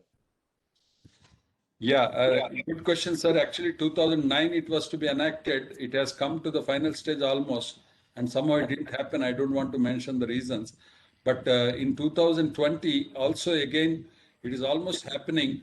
And again, the new education policy has put a spoke onto this movement. And after that, this pandemic and all that, now we engineers and all associations have to initiate that action to make it happen. So unfortunately, it is we will be in fact enactment of professional engineers will benefit the nation and the end users, but the engineers are working for it. That is an unfortunate scenario in our country. Any other questions, sir? Can I say something? Madhav Kamath from Goa. Yes, sir. Yes, sir. Welcome. See, one of my observations is whenever a new project is planned, many times there is no analysis of the need for a project like that. Because some politician wants something to be done in his constituency. Exactly. Projects are implemented, and then sometimes you find them to be not really needed there, and that money could have been utilized better somewhere else. Yes, sir. Kalyan sir.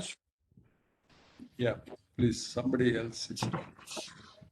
Actually, the need is initiated. I have come across this in many projects. The need is initiated by the people through people's representative, and then engineering department studies and is supposed to make the DPR and feasibility report, and then only go for it. But the parody here is the people's leader comes with a plan, how much money he can make. That is the unfortunate thing. I don't want to tell. If it benefits the leader, then project will be done. If it doesn't benefit, it is in the cold storage. This is my experience. I can give projects examples also there. Any other questions, sir? Somebody else? Am I permitted to speak a little bit? Yes, please. Yes, please. Hello. Yeah. Someone else is also speaking, or should I go ahead, Srikanth? Go ahead, Galgali Arvind. Sir, please speak, sir. Yeah. Thank you so much. I really appreciate the concern and the presentation by Surya Prakash sir. It was a kind of report card and a fact-finding report. But I have certain small observations based on my past experience being the head of the technical wing of the government. And for the benefit of Surya Prakash sir, I come from a teaching background for about 20-25 years and a consultancy and then government admin. But few things at the end of the day, it finally, whether it is a compulsion, even Ramchandra sir also made a statement that engineers are forced to do something, and many times engineers work under compulsion of the politician. But this is really the hard fact. But what is the way out? Because any kind of act finally are done either by the engineers or his colleagues. Okay, and as you said, most of the heads of the departments are non-engineers. But unfortunately, the heads of the department, maybe around 20% are non-engineers, but majority of them are engineers. And if they are not engineers, maybe they are the bureaucrats like IAS officers, etc. But the next liners are engineers in chief or chief engineers. Down the line, one IAS officer is controlling more than 4,000 civil engineers. So why not our civil engineers are able to stand up and say that this is wrong, this is unprofessional, this is not ethical practice. But this is not happening in the department, more so.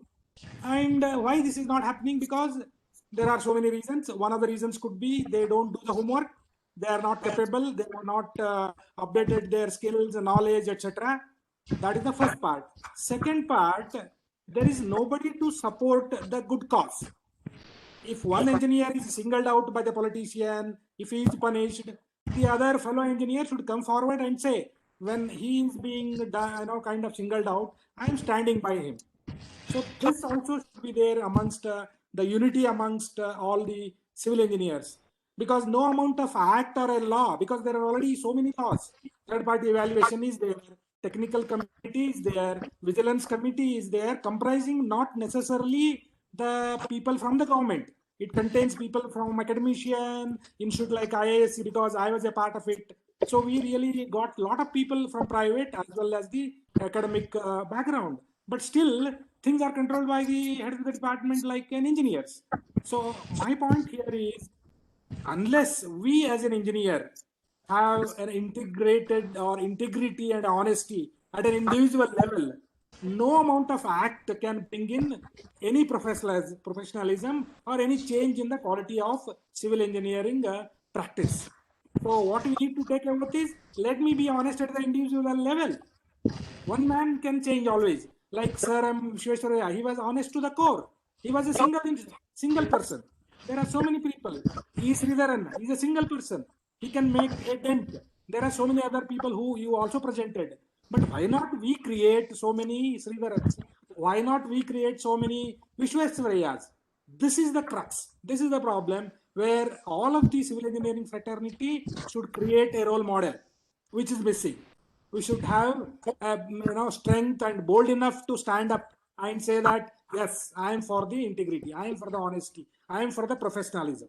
If that comes, I think the rules, regulations are only the subordinating clauses, or they are the procedures put in order. So this is what I feel is the most required thing in the professional practice, particularly in the civil engineering. Thank you, sir. Thank you for giving me an opportunity to share my thoughts. Yeah, actually, Arvindji, you have brought out a very good point, which I have been saying, that every engineer has to focus on being an engineer first, and then rest of the things, and implementing the ethical values and professionalism is the core of this point, actually, what you said. And every engineer have to emulate. I started my talk with that. Vishwesvaraya and Sridharan and L&T Ramakrishna, different people. So we can be definitely successful as engineers if everyone follows this principle. Can I speak? From Jammu and Kashmir. Yeah. Sir, I have a question which is divided into two parts. First is that a engineer who is novice and pass out from the engineering college, he wants to join private sector. Here, the private sector demands that he should have some experience. Without experience, he only stalls and will not get any job. But in government sector, a engineer passing out from the engineering college gets simple job after the interview or the entrance exam. But for the professionalism in government sector, the bureaucracy never bothers for any professionalism. So in my life, I have seen many engineers who were working very honestly with all professionalism, but because of somebody other's fault, they were placed under suspension.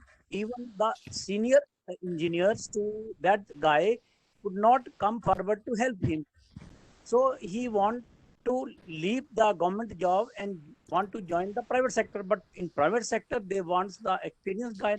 How this professionalism will cope up in such situation? Yeah, good point again, Ravinderji. And private sector basically is struggling. I have raised the challenges which are being faced by the private sector and how we have to overcome. And one of the solutions that we find is this Engineers Act that can help create a lot of employment and enhance the value. And all engineers have to work for as per the standards, following SOPs. That also I mentioned. And coming to the government sector challenge, yes, I have come across many examples like that. Seniors making juniors scapegoats. This also is one of the challenge, and how we can come over this is we have to take out this suspension and all that from the paradigm of the government engineers or seniors or bureaucrat, and it should come to the realm of Professional Engineers Act, actually. The Professional Engineers Council should be out of the government. And once a person loses the professional engineer status, he should lose the job. Then the senior people also will be afraid. So that should be the solution for the point you raise. Yes, Srikanth. Sir, our Professor Arvind Galgali has raised a very good point, and I have few comments on his thoughts. See, number one, we don't have the professionalism or the engineering, what is it, upgradation kind of a thing for government engineers. In fact, it is not there even in private. That is number one. Number two, see, in other countries, many of the countries, we have seen what is known as a lateral entry system. So the promotion and the other things will be limited, whereas the upper level posts will be having the open, direct entry, like, it is there in the judiciary system. Some percentages of the judges directly they will be appointed to the High Court as well as to the Supreme Court by taking from the practicing lawyers. So that kind of a lateral system, if it comes, I think most of the things will be taken care, number one. And the professionalism in the sense, their upgradation and the control should, as you mentioned, should have been a separate council which will be having the particular their upgradation of the knowledge and other point system is there, which has already been thought of. And if that comes into place, the most of the government engineers professionalism things will improve. That is the second point. The third point is we have seen, for example, this building bylaws are framed by none other than our engineering department. And you have only shown how, foolishly we can say, they have drafted that particular format that even an architect can give a stability certificate. That is because the number one, the present civil engineer themselves may not be having the knowledge whether architect can do that or cannot do it. And number two, if the civil engineer has not done, the other engineers might have done it, who are not at all bothered about whether they can do it or they cannot do it. And these things, if they set right, and I think 50% of his points will be attended. That is my feeling.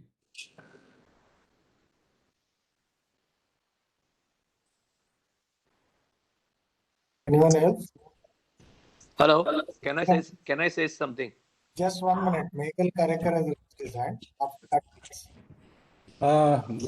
Good evening, fellow engineers and friends. It was, do you all hear me? Yeah.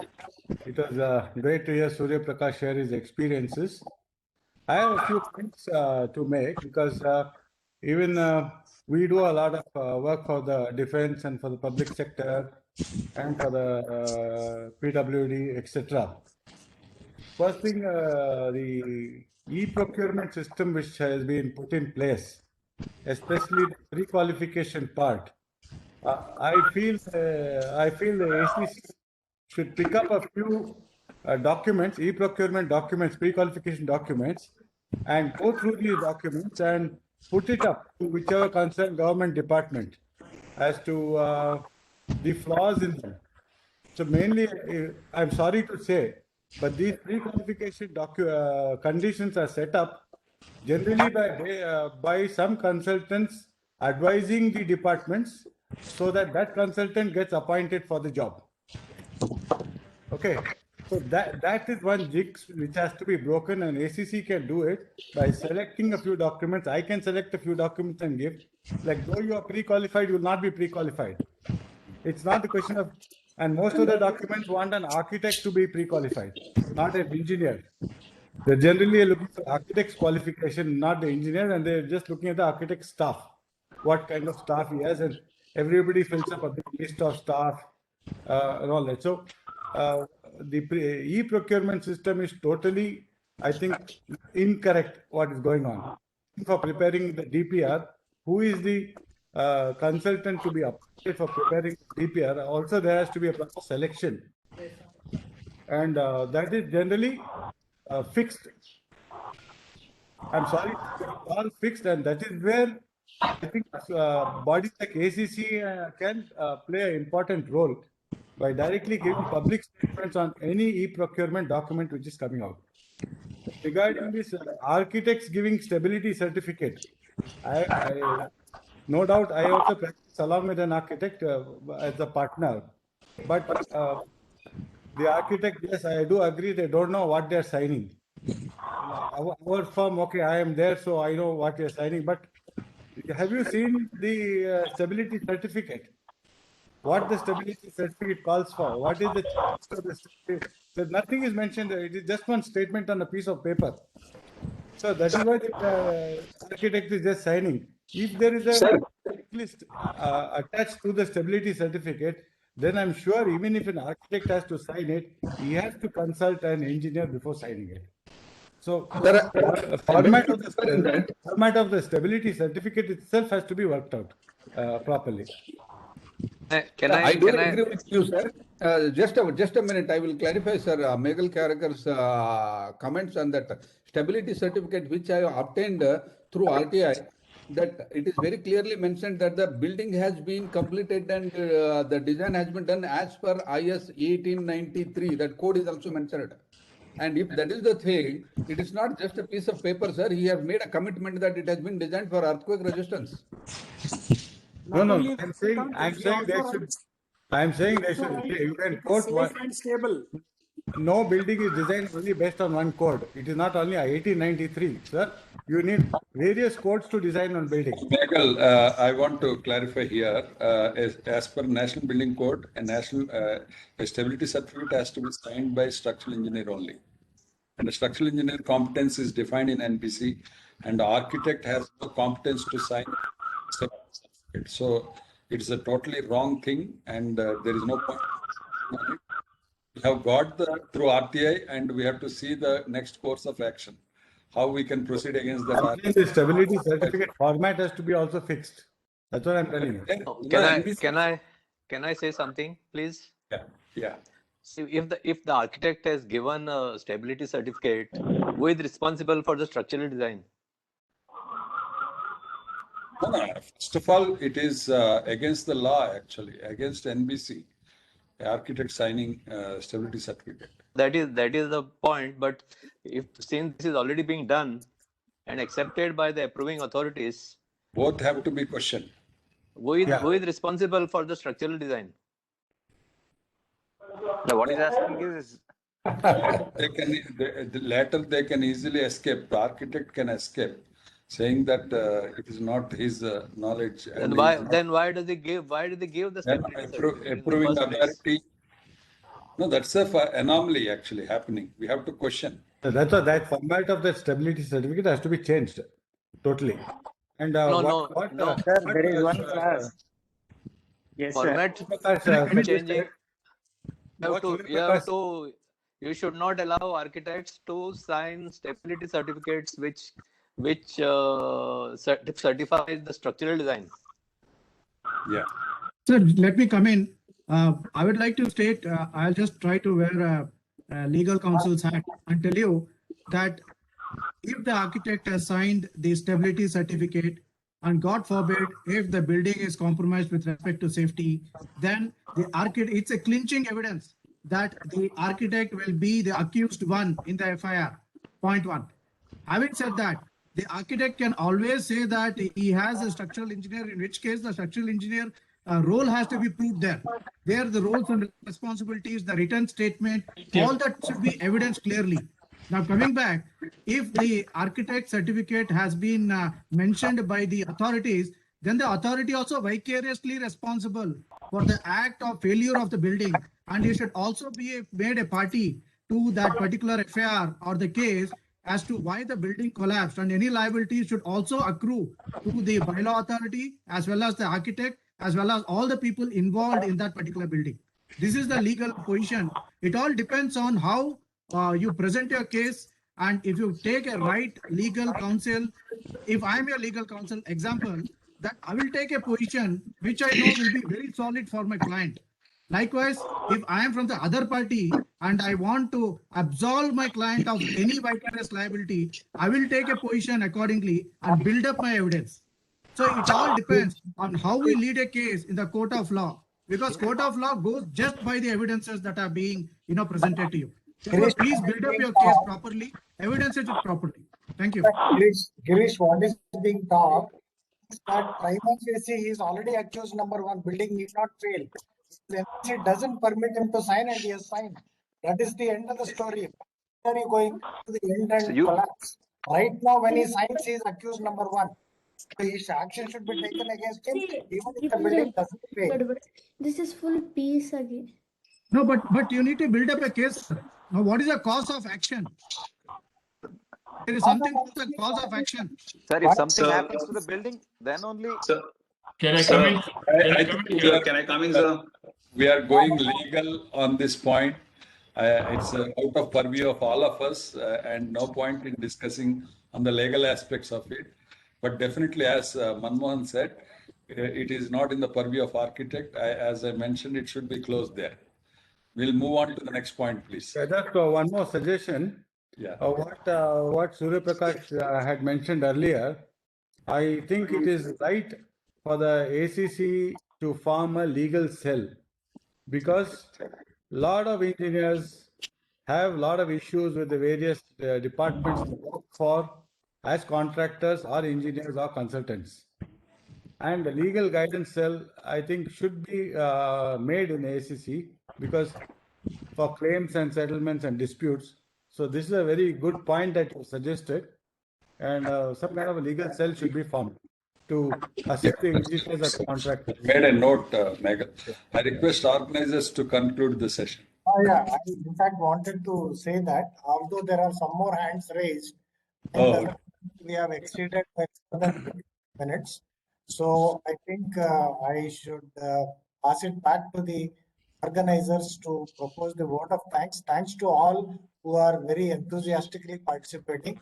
For your information, every Saturday we have this till August, and all these questions which are pending can be asked in any of the forums, because the whole idea is about professionalism in civil engineering. Definitely, now Ines also has come, but I will, now pass it back to the organizers to give the vote of thanks and thank Surya Prakash and others officially. Well, if nobody from organizers is thanking, I will thank everybody. Sir, I will do that, sir. Don't worry. Sir, I thank all the participants, and it is a very good interaction that has taken place, and many members have suggested many points, and most of them are very valuable, and we take all the points forward in taking our series also. And Surya Prakash sir is always there. I think he is again going to rejuvenate the stopped interaction with other professional bodies, which is more important. And we want all others. And today, some of the North Indian, our APGC members have also participated. I am very happy to see the names from North India. Yeah, Fauzdar Saab is there. And like that, even if I am unable to take their names, but I am observing some of the names from North India. So thanks to them, and their participation has increased our value. Surya sir, just I am looking at your face. I think you joined a little late, it seems. Thank you. And at the end of the session, we were discussing about the legal aspects of many professionalism issues. I think you are going to speak on that legal issues a little later. Hope you will enlighten regarding that legal aspects. Thank you very much, sir. Let us meet in the next session. I am there right from beginning. Thank you, sir. Thank you. Take care. Stay safe. Jai Hind. Yeah. Thank you. Bye. Hundreds of messages, Surya Prakash, in the chat box appreciating your talk. Okay, sir. Good night to all.